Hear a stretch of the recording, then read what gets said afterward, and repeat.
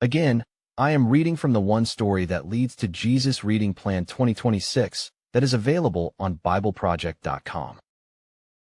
I like reading the NIV version because it is easier for me to understand. Day 12, Chapter 38. Judah and Tamar. 38. At that time, Judah left his brothers and went down to stay with a man of Adullam named Hira. 2. There Judah met the daughter of a Canaanite man named Shua. He married her and made love to her. 3.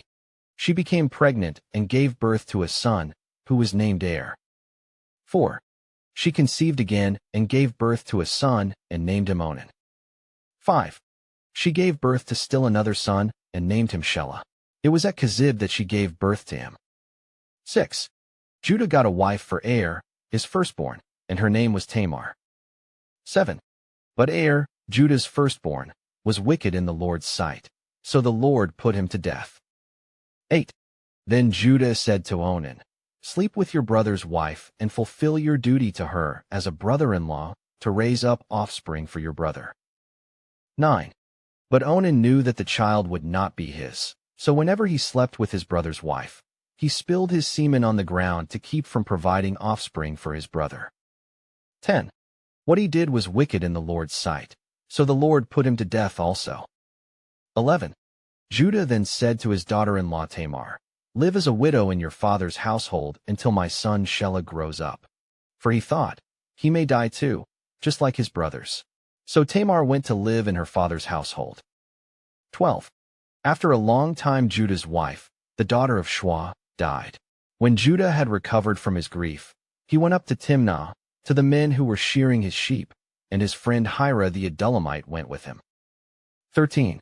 When Tamar was told, "Your father-in-law is on his way to Timnah to shear his sheep." 14. She took off her widow's clothes, covered herself with a veil to disguise herself, and then sat down at the entrance to Enaim, which is on the road to Timnah. For she saw that, though Shelah had now grown up, she had not been given to him as his wife.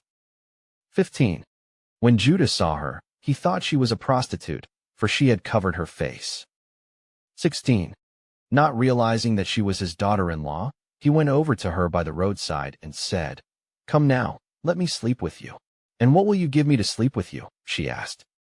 17. "I'll send you a young goat from my flock," he said. "Will you give me something as a pledge until you send it?" she asked. 18th. He said, "What pledge should I give you?" "Your seal and its cord, and the staff in your hand," she answered. So he gave them to her, and slept with her, and she became pregnant by him. 19. After she left, she took off her veil, and put on her widow's clothes again. 20. Meanwhile Judah sent the young goat by his friend the Adullamite in order to get his pledge back from the woman, but he did not find her. 21.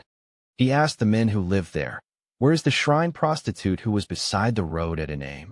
"There hasn't been any shrine prostitute here," they said. 22.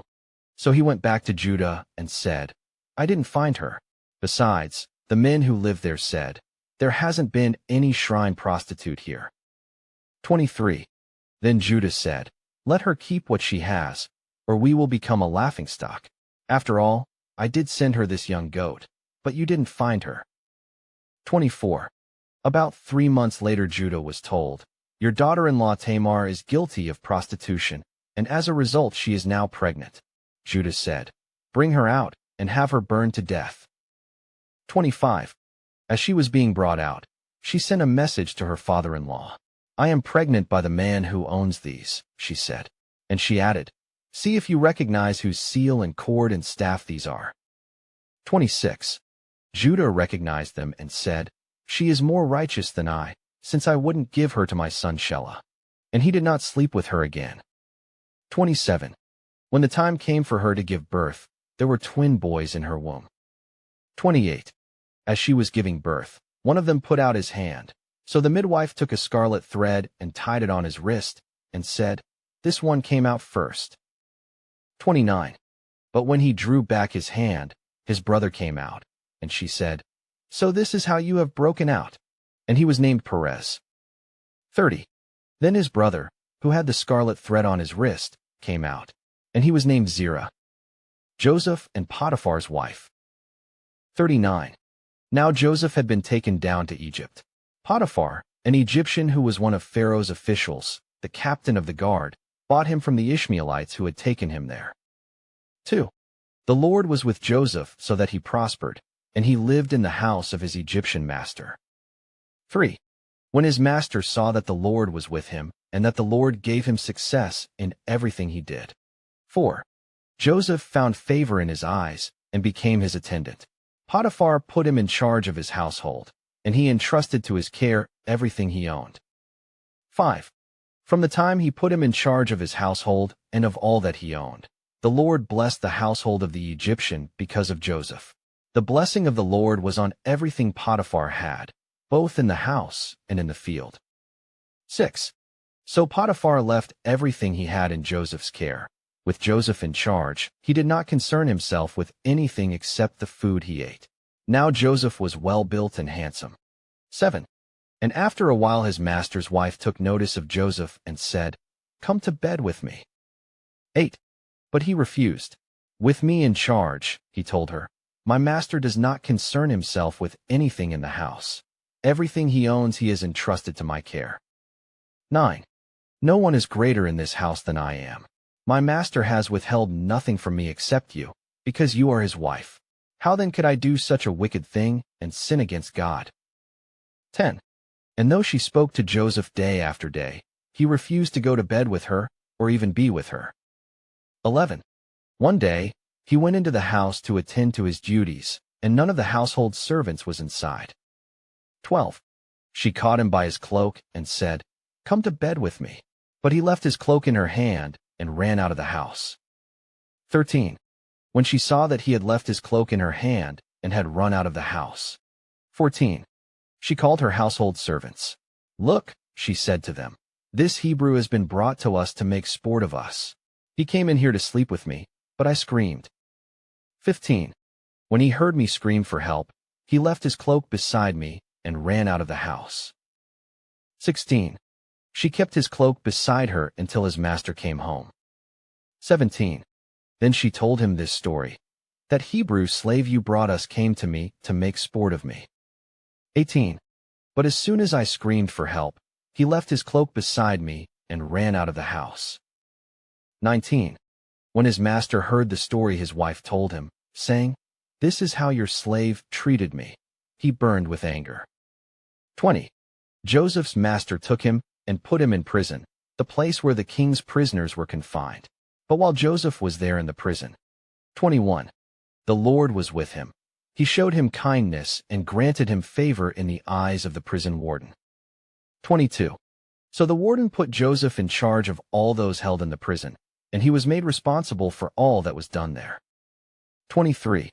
The warden paid no attention to anything under Joseph's care, because the Lord was with Joseph and gave him success in whatever he did. The cupbearer and the baker. 40. Some time later, the cupbearer and the baker of the king of Egypt offended their master, the king of Egypt. 2. Pharaoh was angry with his two officials, the chief cupbearer and the chief baker. 3. And put them in custody in the house of the captain of the guard, in the same prison where Joseph was confined. 4. The captain of the guard assigned them to Joseph, and he attended them, after they had been in custody for some time. 5. Each of the two men, the cupbearer and the baker of the king of Egypt, who were being held in prison, had a dream the same night, and each dream had a meaning of its own. 6. When Joseph came to them the next morning, he saw that they were dejected. 7. So he asked Pharaoh's officials who were in custody with him in his master's house, "Why do you look so sad today?" 8. "We both had dreams," they answered, "but there is no one to interpret them." Then Joseph said to them, "Do not interpretations belong to God? Tell me your dreams." 9. So the chief cupbearer told Joseph his dream. He said to him, "In my dream I saw a vine in front of me." 10. And on the vine were 3 branches. As soon as it budded, it blossomed, and its clusters ripened into grapes. 11. Pharaoh's cup was in my hand, and I took the grapes, squeezed them into Pharaoh's cup, and put the cup in his hand. 12. This is what it means, Joseph said to him. The 3 branches are 3 days. 13. Within 3 days Pharaoh will lift up your head and restore you to your position, and you will put Pharaoh's cup in his hand, just as you used to do when you were his cupbearer. 14. But when all goes well with you, remember me and show me kindness. Mention me to Pharaoh and get me out of this prison. 15. I was forcibly carried off from the land of the Hebrews, and even here I have done nothing to deserve being put in a dungeon. 16. When the chief baker saw that Joseph had given a favorable interpretation, he said to Joseph, I too had a dream. On my head were 3 baskets of bread. 17. In the top basket were all kinds of baked goods for Pharaoh, but the birds were eating them out of the basket on my head. 18. This is what it means, Joseph said. The 3 baskets are 3 days. 19. Within 3 days Pharaoh will lift off your head and impale your body on a pole, and the birds will eat away your flesh. 20. Now the 3rd day was Pharaoh's birthday, and he gave a feast for all his officials. He lifted up the heads of the chief cupbearer and the chief baker in the presence of his officials. 21. He restored the chief cupbearer to his position, so that he once again put the cup into Pharaoh's hand. 22. But he impaled the chief baker, just as Joseph had said to them in his interpretation. 23. The chief cupbearer, however, did not remember Joseph. He forgot him. That's it for today. Drop white heavy checkmark day 12 in the comments so I know you were here. Don't forget to read Psalm 12 before tomorrow. Turn on notifications so you don't miss day 13. We're doing this together all year long. See you tomorrow. Fire Open Book.